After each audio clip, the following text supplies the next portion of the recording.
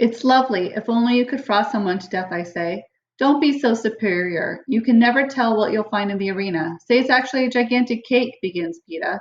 Say we move on, I break in. So the next 3 days pass with Peta and me going quietly from station to station.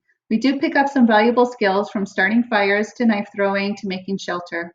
Despite Hamish's order to appear mediocre, Peta excels in hand-to-hand combat, and I sweep the edible plants test without blinking an eye. We steer clear of archery and weightlifting, though, wanting to save those for our private sessions. The game makers appeared early on the first day, 20 or so men and women dressed in deep purple robes. They sit in the elevated stands that surround the gymnasium, sometimes wandering about to watch us, jotting down notes, other times eating at the endless banquet that has been set for them, ignoring the lot of us. But they do seem to be keeping their eye on the District 12 tributes. Several times I've looked up to find one fixated on me. They consult with the trainers during our meals as well. We see them all gather together when we come back. Breakfast and dinner are served on our floor, but at lunch the 24 of us eat in a dining room off the gymnasium. Food is arranged on carts around the room, and you serve yourself. The career tributes tend to gather rowdily around one table as if to prove their superiority, that they have no fear of one another and consider the rest of us beneath notice. Most of the other tributes sit alone like lost sheep. No one says a word to us. Pete and I eat together, and since Hamish keeps dogging us about it, try to keep up a friendly conversation during the meals. It's not easy to find a topic. Talking of home is painful. Talking of the present unbearable. One day, Peta empties our breadbasket and points out how they have been careful to include types from the districts along with the refined bread of the capital. The fish-shaped loaf tinted green with seaweed from District 4. The crescent moon roll dotted with seeds from District 11. Somehow, although it's made from the same stuff, it looks a lot more appetizing than the ugly drop biscuits that are the standard fare at home. And there you have it, says Peta, scooping the breads back in the basket. You certainly know a lot, I say. Only about bread, he says. Okay, now laugh as if I've said something funny. We both give a somewhat convincing laugh and ignore the stares from around the room. All right, I'll keep smiling pleasantly and you talk, says Peta. It's wearing us both out, Hamish's direction to be friendly, because ever since I slammed my door, there's been a chill in the air between us, but we have our orders. Did I ever tell you about the time I was chased by a bear, I ask?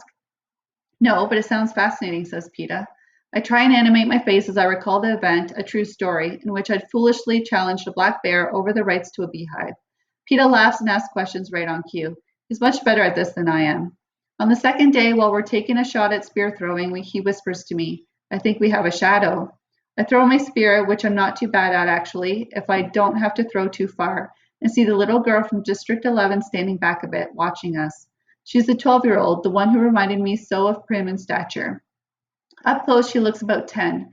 She has bright, dark eyes and satiny brown skin and stands tilted up on her toes with her arms slightly extended to her sides, as if ready to take wing at the slightest sound. It's impossible not to think of a bird.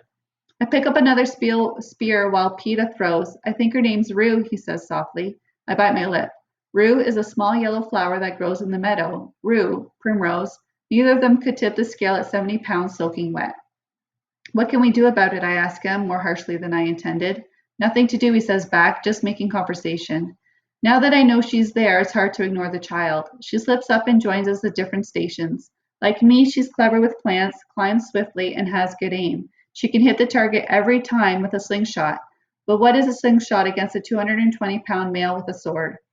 Back on the District 12 floor, Hamish and Effie grill us throughout breakfast and dinner about every moment of the day. What we did, who watched us, how the other tributes size up. Cinna and Portia aren't around, so there's no one to add any sanity to the meals. Not that Hamish and Effie are fighting anymore. Instead, they seem to be of one mind, determined to whip us into shape. Full of endless directions about what we should do and not do in training, Peta's more patient, but I become fed up and surly. When we finally escape to bed on the second night, Peta mumbles, someone ought to get Hamish a drink. I make a sound that is somewhere between a snort and a laugh, then catch myself. It's messing with my mind too much, trying to keep straight when we're supposedly friends and when we're not. At least when we get into the arena, I'll know where we stand. Don't. Let's pretend when there's no one around.